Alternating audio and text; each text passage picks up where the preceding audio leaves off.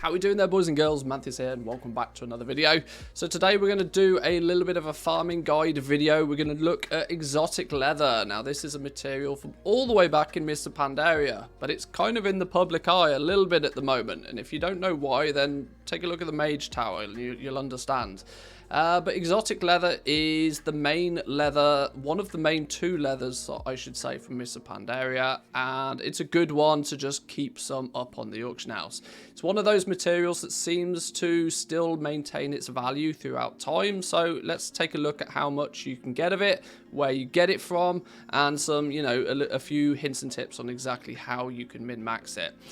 First though, I've got to give a bit of a shout out to my Patreons. Big thank you to you guys. You not only support the channel, but also give me the ability to consider this my day job nowadays. So massive thank you to you guys as well.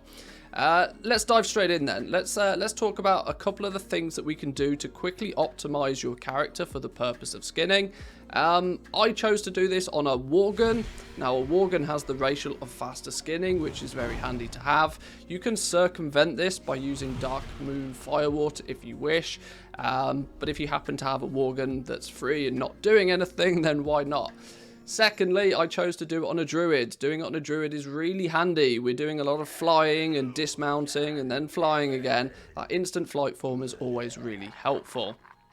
But what are we looking at here then? Right, where's the route? Let's start at the beginning then. The route is quite simple. We are killing goats over in the Vale of the in the Valley of the Four Winds, I should say. Valley of the Four Winds over in Mr. Pandaria, on the cliff edges.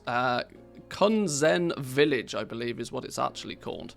Now, if you fly around here, you'll see there's 5 packs of goats. Now, true to form, I record the video and somebody's out here skinning them and they're all dead.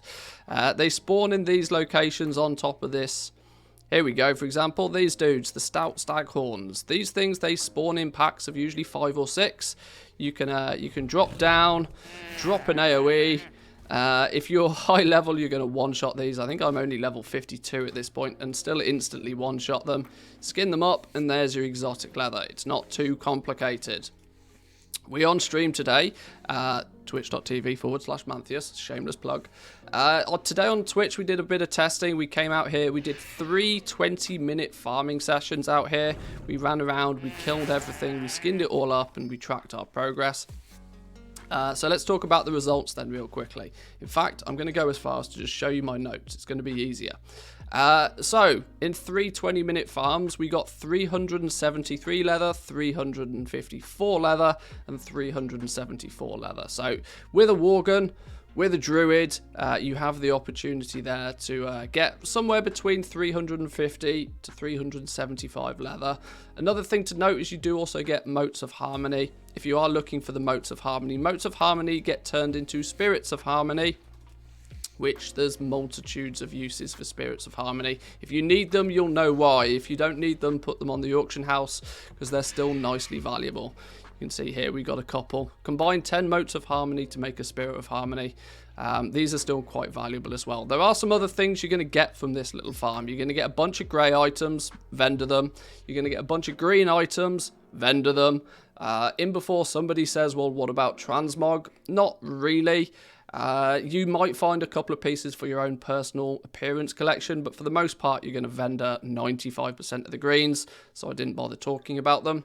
There is one other cool little thing you can find if you happen to be a herbalist as well. This is a little bit niche, I understand, but if you happen to be a herbalist, you may on occasion find some golden lotus kicking about. If you happen to find a golden lotus is a rare spawn of the green tea leaf. If you find one, looting a golden lotus gives you a 15-minute buff. This 15-minute buff will actually give you the opportunity to loot some plundered treasure chests. Those plundered treasure chests are quite valuable. Not only do they have gold in them, but they also have a lot of materials in them as well. So if you can find, if you find a golden lotus, or if nothing else, if you're flying around and you come across your green tea leaves, pick them up as well. Now, this wasn't a herbalism farm, so I'm not going to go into too much detail on that one. But between 300 and 375 leather, to give you some indications, if you throw them up on the auction house for quick sale, this if you can get 8 gold for your leathers, you can sell them pretty quickly. Then you're looking at about 9,000 gold an hour. I'm not a big fan of quoting these gold per hour numbers because it does vary massively. If you're willing to, you know, slow down the sale rate considerably, drip feed them back into the market and sell them slowly, you could push out maybe 18 to 20,000 gold an hour from this little farm. One thing I thought to mention is that you can expand your options with this little farm. If you're done farming leather, or if you're finding it a little bit difficult to sell the leather, you can convert, if you have a leather worker from Mr. Pandaria, 20 exotic leather into a magnificent hide. This is on a 1-day cooldown though. The normal rate for converting exotic leather into magnificent hides is 50 exotic leather per magnificent hide.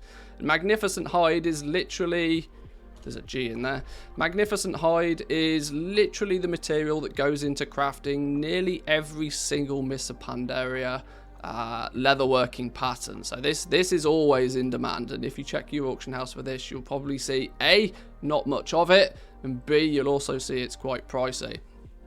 So this is probably the best little place to do some exotic leather farming. I will leave it there for today's video, boys and girls. I didn't want to ramble on for too long.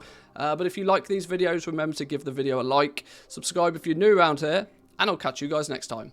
Peace.